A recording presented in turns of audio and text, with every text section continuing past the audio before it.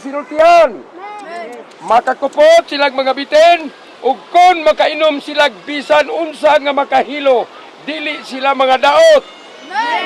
Ang mga masakiton, pandungan nila sa ilang mga kamot, ug mga ayo sila.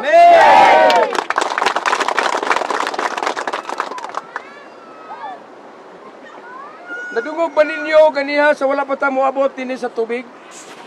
Sa kipanghimatuod ganiha dito sa sulod sa balay, tigumanan? Unsay sugo?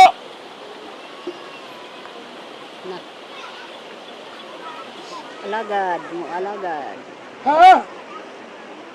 Na. Mulunot ba mo kaniya? Musugo mo, mutuman ba mo? Sayang sugo?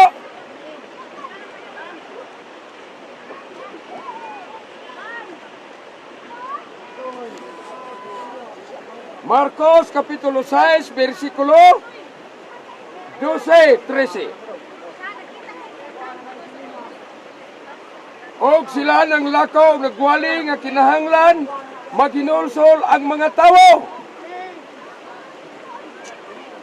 Og ilang ipagula ang daghang mga yawa og gigira nila glana ang daghang mga masakiton og gipang-ayo sila. Amen. Kinsa mag-ayo? 1 Pedro Kapitulo 5, versikulo 10-11, ang moayo mao si Ginoong Hesus Kristo. Amen. Sa diha nga dunugod ninyo karon ang pulong sa Dios sumala sa iyang gisugo sa mata ko sa kanato, ang magbubuhat sa tanan mao ang Espiritu sa Dios. Mao ang Dios ang moayo gayon.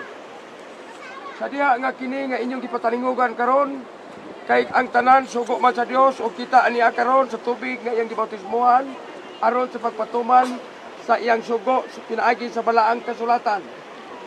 Sa diha nga kini na gipanagdawat na ninyo mga igsoon, sumala pa dinhi sa atong ipasabot kaninyo sa Roma, atong ablihan ang Roma City, no? Asa naman itong Roma City?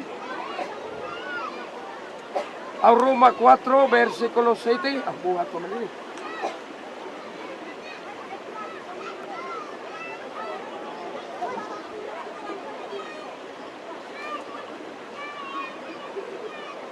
Hingon niya sa Roma Kapitulo 4, versikulo 7, malipayon sila kinsa mga kalapasan di pasaylo na. Mabalik pa batas pagpakasala? Ha? O kansang mga kasalanan napapas na. Malipayon nga ang tao nga sa Ginoo dili na pagaisipan sa iyang sala. Amen. Amen. Kinahanglan sika nga kini gipahimangno niya karon kanato nga ang atong pagpakadungog niining maayong balita karon alang sa pagtudlo kanato sa pagpatuman niini sa pagsangyaw sa pagpanglakaw sa maayong balita. Kinahanglan kita magpakamatarong na ngadto sa atubangan sa Dios. Amen. Amen. Bulahan ang tao nga dili na pagaisipan sa iyang sala. Amen ba? Amen. Ang inyong sala dili na pagahinumduman pa sumala sa Hebreo Kapitulo 8, versikulo 12. Hinumdumin ninyo mga igsoon. Unsa pa may angay na itong pagabuhaton? Ha? Kay kini gipadungog naman ninyo, gipahimatuod man ninyo dinhi sa Espiritu.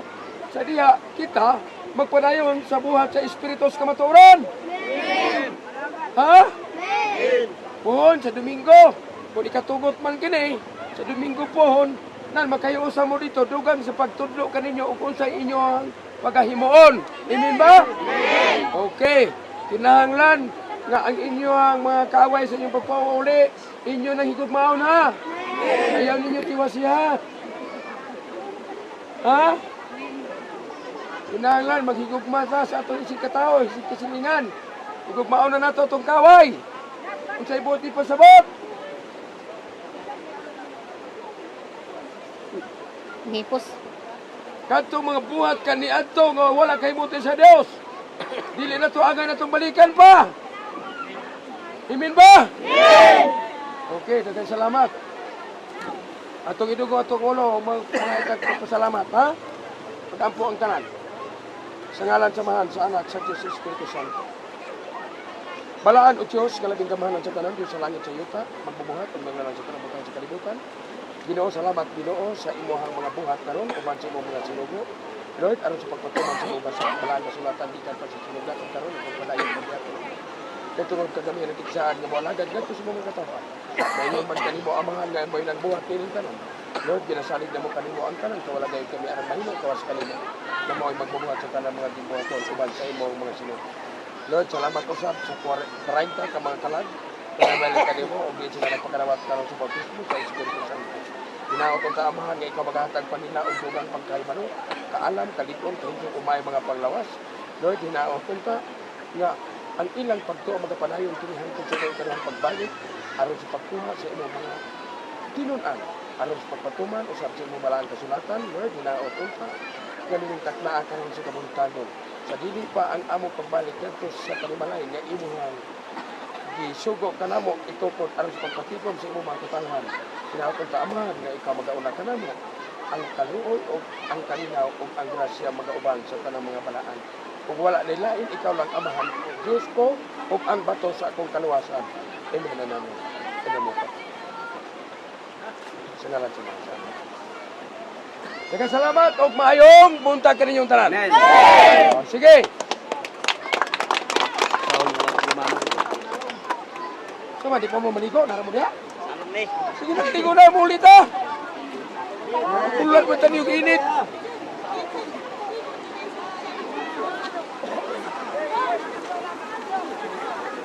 Ligo ka man? Okay. Pwede na maligo. Isa po ka? Sabon? Ligo ka na?